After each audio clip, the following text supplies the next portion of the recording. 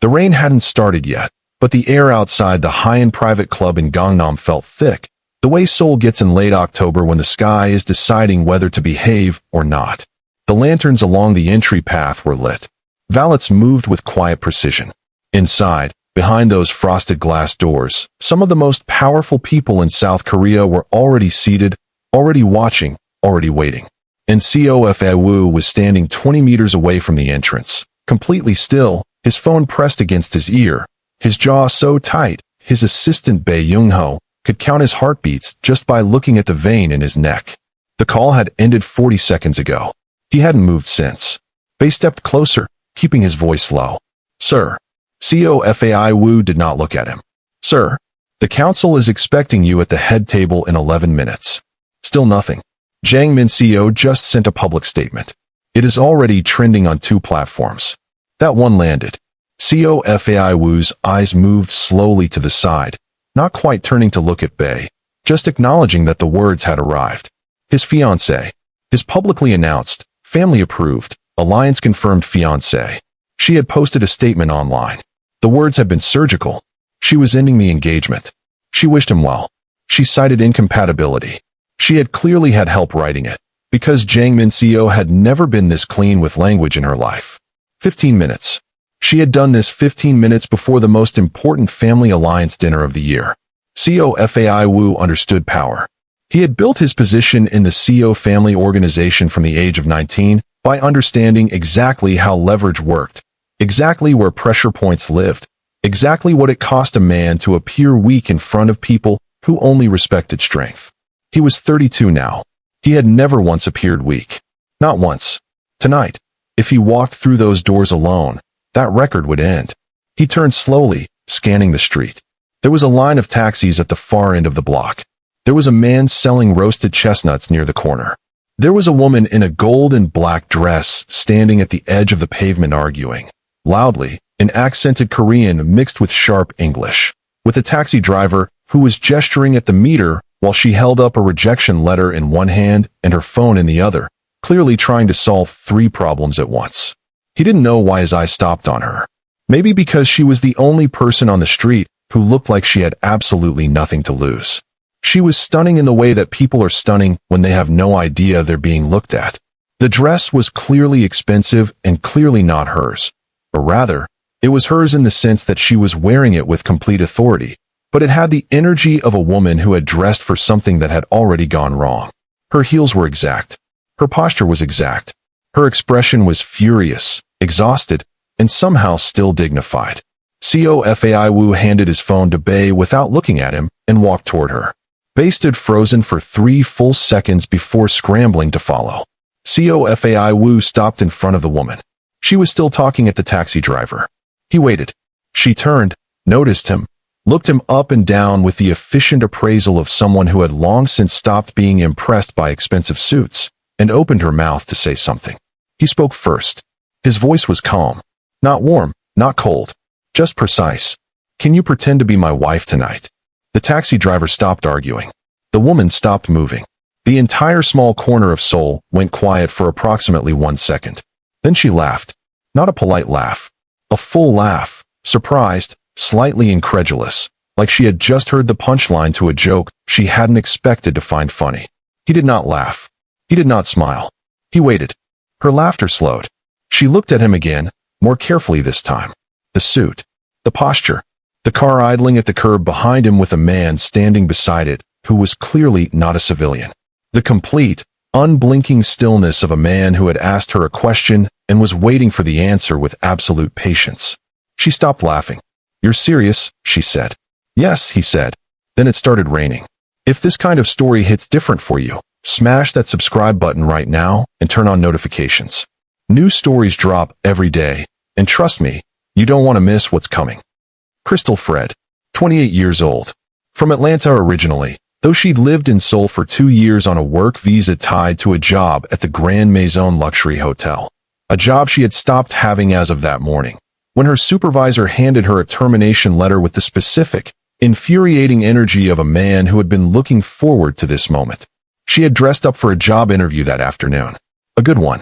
International Hospitality Group, Executive Assistant track, the kind of opportunity that didn't arrive twice.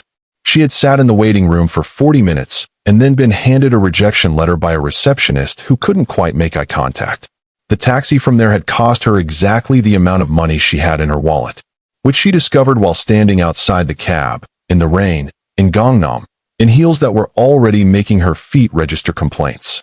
So when a man in a suit that probably cost more than her monthly rent walked up and asked her to pretend to be his wife, Christal Fred did the only rational thing available. She stood in the rain, looked at this man like he had lost his entire mind, and then, because she had always had very good instincts, she listened to what he said next. He introduced himself, not his organization, not his family name in full context, just Seo Fai-Woo. He told her there was a dinner. He told her he needed someone beside him who could hold a conversation and appear credible. He told her it would take approximately 3 hours. He named a number. She said no. He named a larger number. She said no again, crossed her arms, and tried not to think about the landlord's text she had received 40 minutes ago. Final notice. 3 days. A number that's specific is not abstract. It is a physical thing that lives in the chest.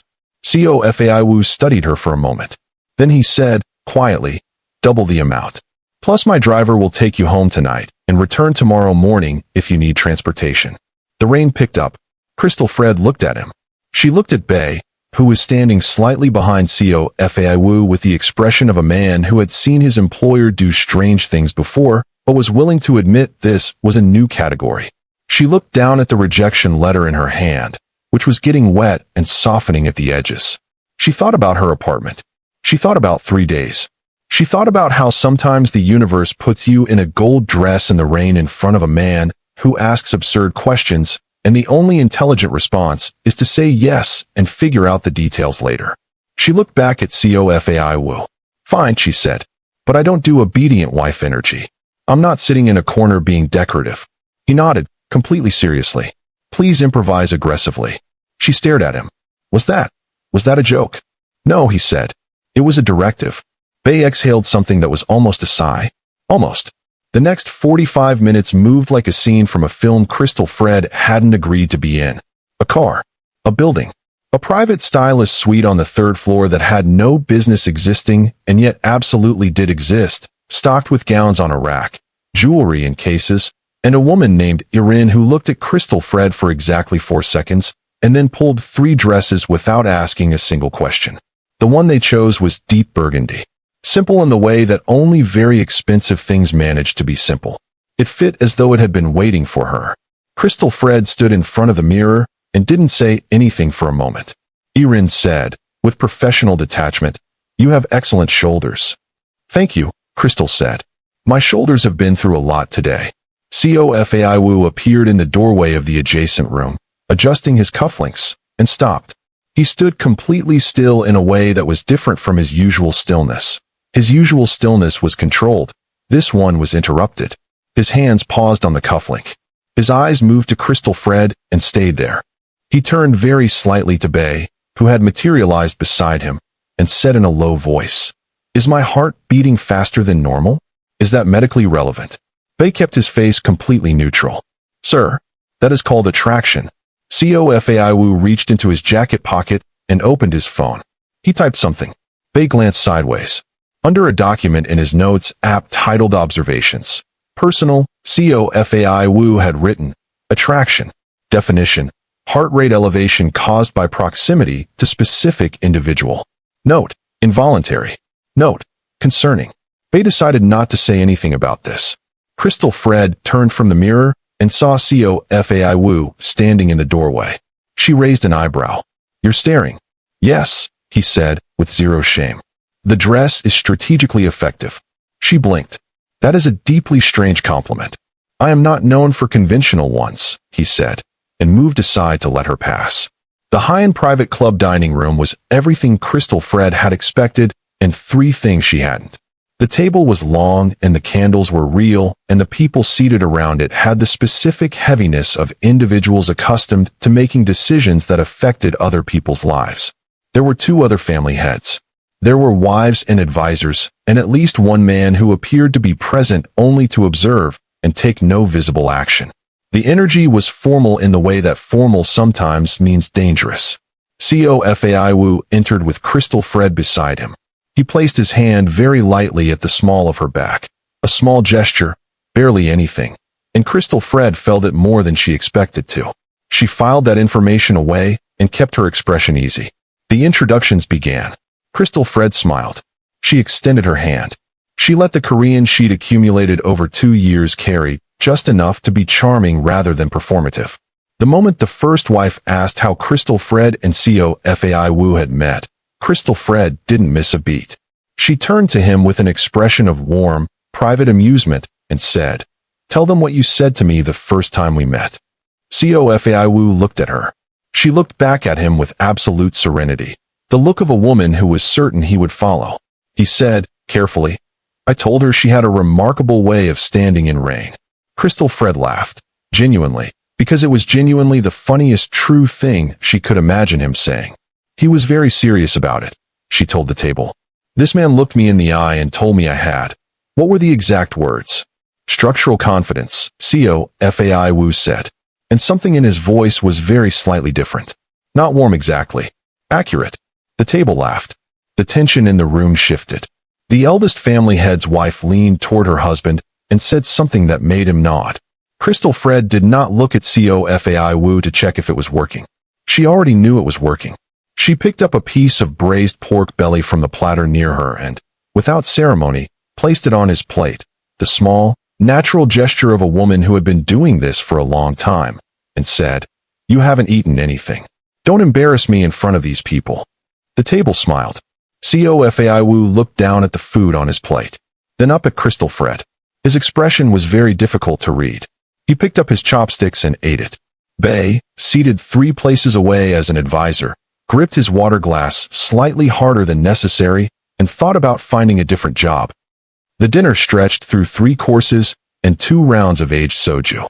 Christal Fred told a story about a trip to Jeju that she and Seo Fai-Woo had taken, entirely invented, lovingly detailed, including a specific argument about whether to take the cable car or walk, which she won, obviously, and the table received it with the warmth of people who recognize the specific texture of a real marriage, which is that real marriages contain small arguments that people remember fondly. Seo Fai-Woo contributed to the story exactly twice, both times with factual-sounding additions that somehow made the fictional memory feel more real. She had no idea how he did it. She suspected it was the same precision he applied to everything else. Around the 2nd hour, the family head named Park, a man with careful eyes, leaned toward Seo Fai-Woo and said, quietly, "She is good for you. I can see it." Seo Fai-Woo said nothing for a moment. Then, yes. Just that. One word, said in a register Christal Fred hadn't heard from him yet. She was looking the other direction and didn't hear it. He was glad for that, though he couldn't have explained why. At one point, during a lull in conversation, Seo Fai-Woo leaned very slightly toward her ear and murmured, "You are performing beyond calculated parameters." She murmured back, without moving her expression, "Was that a compliment?" "Yes." "Then say it like one." A pause. Then, quieter, "You are doing beautifully." Christal Fred kept her face perfectly still. Something moved through her chest anyway. She chose to ignore it with tremendous discipline. The balcony came after the dessert course. Christal Fred had stepped out to breathe. The evening had been brilliant and also exhausting in the way that performing at that level always is, and Seo Fai-Woo appeared beside her after a few minutes. He leaned on the railing. He looked at the lights of Seoul below. They didn't speak for a while. The silence between them had changed over the course of the evening. At the start, it had been the silence of 2 strangers with an arrangement. Now it was something with more texture. Christal Fred said, eventually, "Does this kind of thing work? The alliances, the dinners, all of it." Seo Fai-Woo considered the question as though it deserved consideration. It creates stability. Stability creates leverage. Leverage creates options. And what about what you actually want? He turned his head to look at her. "That is not a question I ask often." "Why not?" Another pause. Longer. "Because the answer is irrelevant to outcomes." "That," she said, "is one of the saddest things I've ever heard said casually." He didn't respond to that, but he didn't look away either. She said, more quietly, "I'm tired of surviving. I've been surviving for 2 years in this city. Working, applying, adjusting, fitting in. I'm good at it. But I don't actually know what I'm working toward anymore. I thought the job interview today was going to be the thing that made the surviving mean something. It wasn't, he said. No. She exhaled slowly.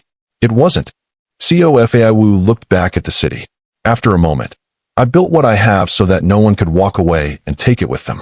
So that my position was mine regardless of who stayed or left. Someone left, Christal Fred said. Yes. Who? My father. Not dramatic. Just a fact. When I was 14, he left because I was not what he wanted me to be, and he took every resource with him. He paused. I decided that would not happen again. Christal Fred didn't say she was sorry. She could tell he didn't want that. Instead, she said, "So everything you built, it's armor." He looked at her. This time the look held something different. The specific expression of someone who has just heard an accurate thing said out loud for the first time. Yes, he said. The city continued doing what it always did.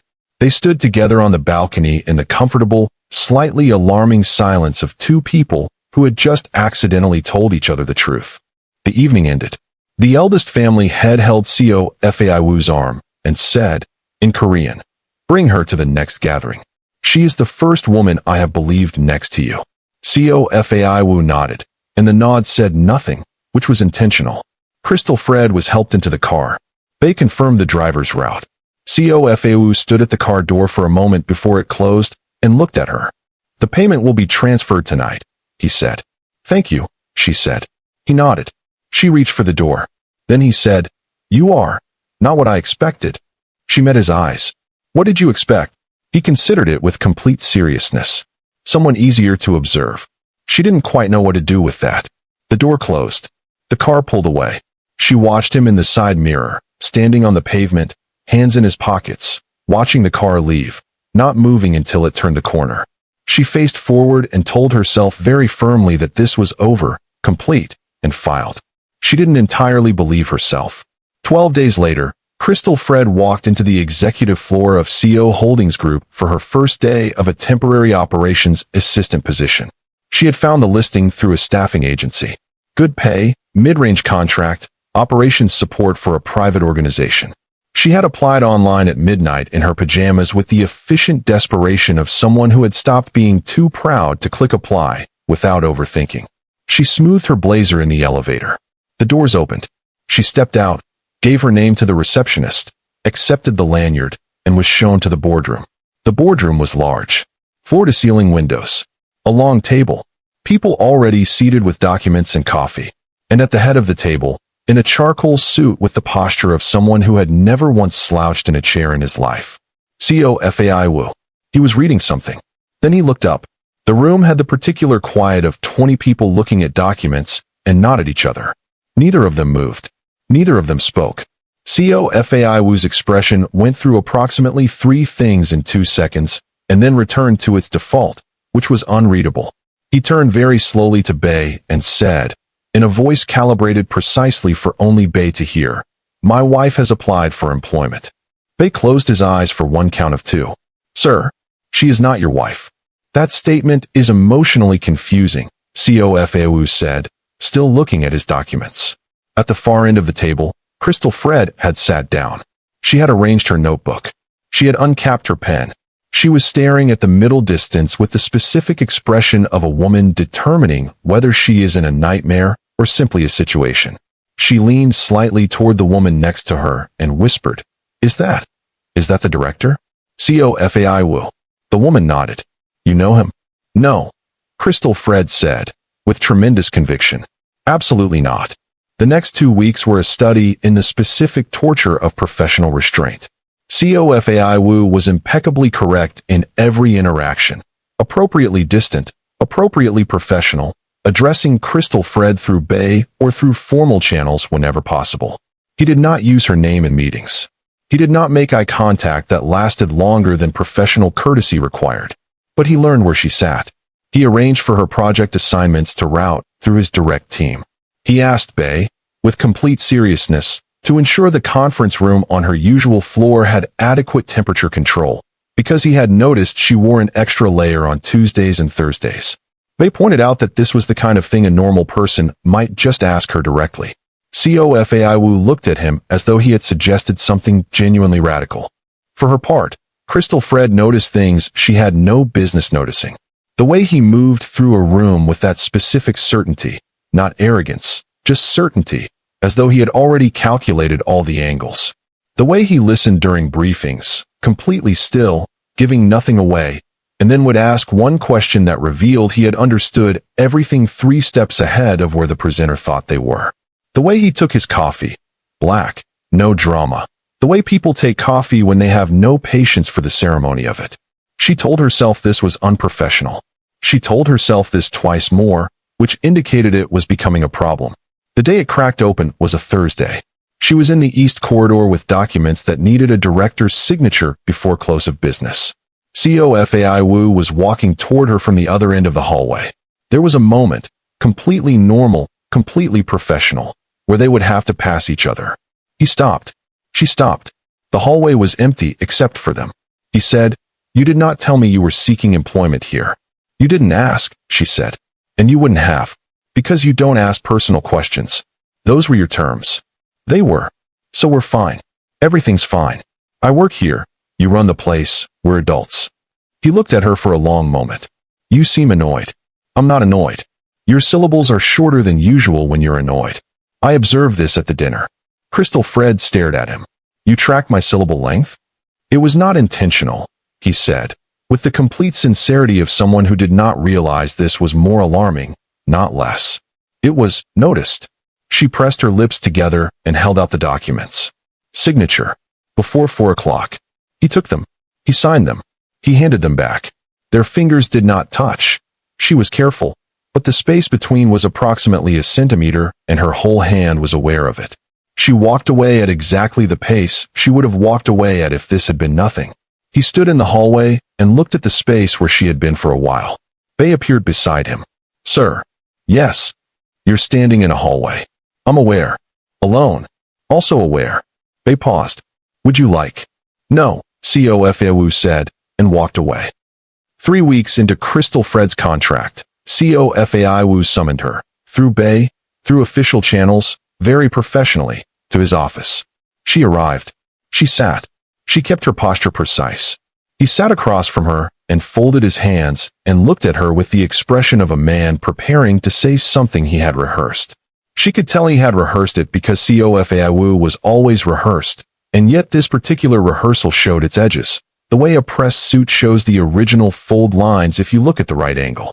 "The Family Council," he said, "has requested a second public appearance. A dinner.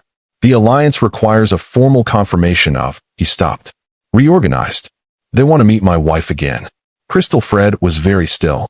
"I am aware," he said carefully, "that this is a significant request. I am also aware that the terms of our initial arrangement were clear and complete. I would compensate you accordingly." She didn't say anything. He waited. He was very patient. He was also, she noticed, not quite able to meet her eyes the way he usually did, which was the most telling thing she had ever seen from him.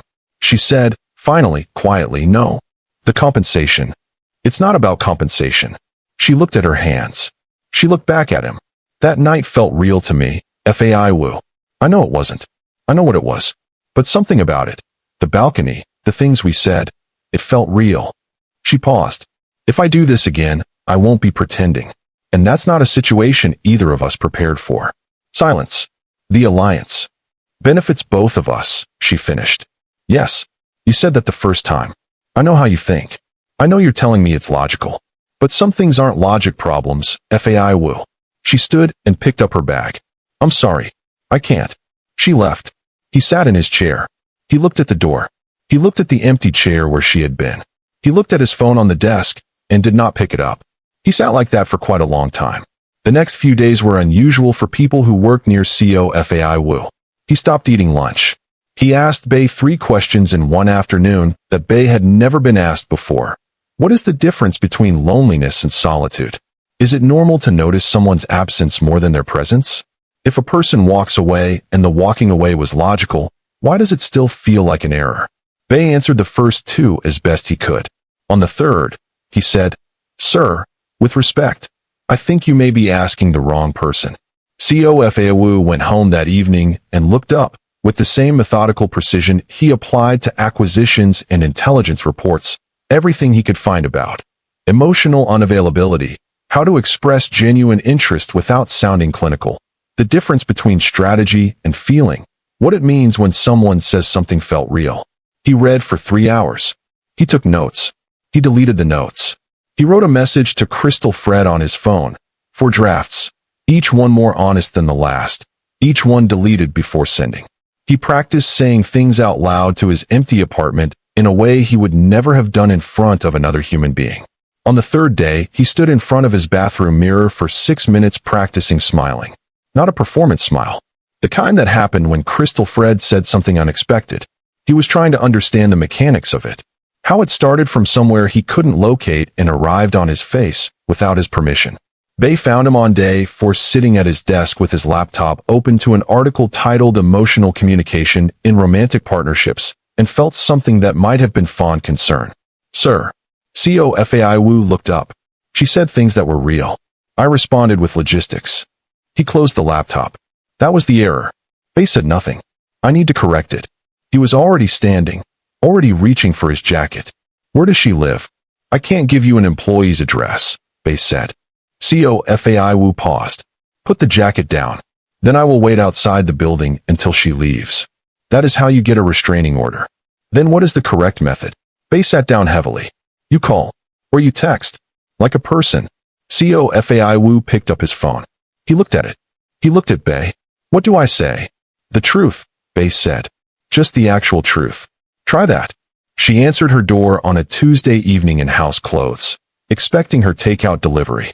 She got Seo Fai-Woo instead, standing in her hallway looking exactly like himself. Precise, composed, dressed like a meeting she hadn't scheduled, except that his hands were not in his pockets the way they usually were, and his jaw had the specific tension of a man who has prepared something and is no longer certain it's enough. How did you? Bae, he said. Eventually. She leaned on her door frame and crossed her arms. What are you doing here? He said. I practiced a statement. She waited. It went through several versions. Most of them were too organized. I kept removing the parts that felt true because they were not efficient. A pause. Bae told me to say the truth. So, he looked at her directly, the way he always did, the clear eyes that gave nothing away. Except that tonight they gave something away. She could see it. Something at the edges. I do not understand emotions quickly, he said. I recognize patterns. I recognize outcomes. I am very good at anticipating what people will do before they do it. But I did not anticipate you. I have not anticipated a single thing about you from the first moment. You were illogical to approach. The entire evening was a risk I calculated as acceptable and then watched become something I did not calculate at all. He stopped. Steadied. I notice your absence. Everything is quieter when you are not near me. Quieter in a way that is not acceptable, that I did not choose. Christal Fred looked at him. Her arms were still crossed, but less tightly. I am not asking you to perform. I am not asking you to be useful to an alliance. I am asking, he stopped. I don't know exactly what I'm asking. Yes, you do, she said. He looked at her. I want you to stay. The hallway was very quiet. Down the corridor, someone's television murmured through a door. Her eyes were bright. Not in a performed way. In the way eyes are bright, when something has arrived that a person has been holding space for without realizing it. You came all the way here to tell me that, she said. Yes. Without calling first. Bae said call. I felt I owed you an in-person acknowledgement. Of the error. She smiled. It was small, and then it wasn't. He saw it, and something in his posture released. Not completely, not dramatically, but the tension in his jaw and his hands, and the careful management of his expression all just let go, slightly. Like a building settling. You're panicking, she said. I am experiencing something in the general category of panic, he confirmed. She laughed. It was the real laugh, the one from the street in the rain, the one he had been thinking about for 3 weeks. He reached into his coat pocket and extended a small package of tissues toward her, because her eyes were bright, and he had interpreted this as potential crying, and had prepared accordingly. She looked at the tissues. She looked at him. She laughed harder. You brought tissues, she said. You came to confess, and you brought tissues in case I cried. Emergency preparedness, he said, with complete seriousness. And that made it worse. Made her laugh so fully that she had to put her hand over her mouth. And he stood there in her hallway watching her laugh with the expression of a man who had just discovered something he had no adequate language for and was filing it under urgent. The family council dinner was held the following week. The council had arranged this occasion expecting Seo Fai-Woo to arrive with a woman on his arm and a marriage to confirm. He arrived alone. He sat at the head of the table. He accepted tea. He met the eyes of the eldest family head across the spread of formal dishes. The room arranged itself around the expectation of a performance. He said, quietly, "I will not be making the announcement the council anticipated." The room shifted. The eldest family head said, measured, "The alliance will hold," Seo Fai-Woo said, "or it will not. That will be determined by terms, not by who stands beside me." He paused. "Let the room sit in that. I will not marry for strategy. If I marry, it will be because I have chosen it. And if I choose it, it will be her." Across the table, the family head who had told him Christal Fred was the first woman he had believed beside him. That man said nothing. But he nodded, very slightly. The door at the end of the room opened. No announcement. No ceremony. Christal Fred walked in wearing a dress that was hers, not styled for the occasion, not borrowed. And she walked the length of the room without hurrying. And she sat down beside Seo Fai-Woo not as an employee, not as a performance, not as a pretend wife or a tactical arrangement, just as herself. Seo Fai-Woo did not look at her when she sat down. He waited a moment. Then he moved his hand across the table and placed it over hers, quietly, without checking whether anyone was watching. It was not a performance. It did not need to be. She turned her hand over and held his back. The council looked at them. Some of them understood immediately what they were seeing. The things that are real do not look like the things that are performed. They look like a man and a woman holding hands at a table in front of people who expected them to be something else, and being so clearly, uncalculatedly present with each other that the room simply adjusts. Bae, seated at his usual position, took a long sip of water and looked at the ceiling for a moment, and thought that perhaps this had been the most exhausting and most worth it assignment of his career. They never talked about the exact moment it became real. People who have experienced the thing don't usually need to identify the moment, because the moment is usually invisible from inside it. Looking back, Christal Fred thought it might have been the balcony. Looking back, Seo Fai-Woo thought it might have been earlier, when she turned her hand over and held his across a table full of powerful people who expected them to perform, and they had done the opposite of performing, which is simply to be. What they did talk about, later, over takeout she had picked out and coffee he had made with the same precise attention he applied to everything, was what came next. She told him she wanted to stop surviving and start building something. He told her he wanted to learn how to want things he hadn't planned for. She said that was going to be a long project. He said he was patient. She said she knew. He said it was one of the things she had noticed about him. And she said yes, it was. And he said what were the other things. And she said she wasn't going to list them for him on demand. And he opened his phone notes app with full seriousness, and she took the phone out of his hand and put it on the table, and he looked at her, and she looked at him, and something settled in both of them like a city going quiet after a long day. He was not easy. She was not easy. Easy was not what either of them had ever needed. He had no idea when he walked out of that club and across a rain-wet pavement toward a woman arguing with a taxi driver that his life would reorganize itself around her. She had no idea when she laughed at a stranger's question and then stopped laughing that the answer would matter. But that is the nature of the things that are real. They don't announce themselves. They arrive wearing gold dresses in the rain. They ask impossible questions. They sit beside you on a balcony and say something true by accident. And then they walk away so you finally understand what it is to feel the absence of a presence you had not given yourself permission to want. Seo Fai-Woo learned the hard way that armor is very good protection against everything except the specific person who looks at it and sees the person inside. Christal Fred learned the hard way that surviving is not the same as living, and that sometimes the universe hands you a rejection letter and a rainstorm and a man who speaks like a research paper and means every single word. If this story gave you something, a feeling, a thought, a memory of your own, drop it in the comments right now. Tell me what part stayed with you. Tell me what you want to see next. And if you made it all the way here, hit that like button, and you already know this channel is worth the subscribe. The next story is already waiting. Thanks for watching.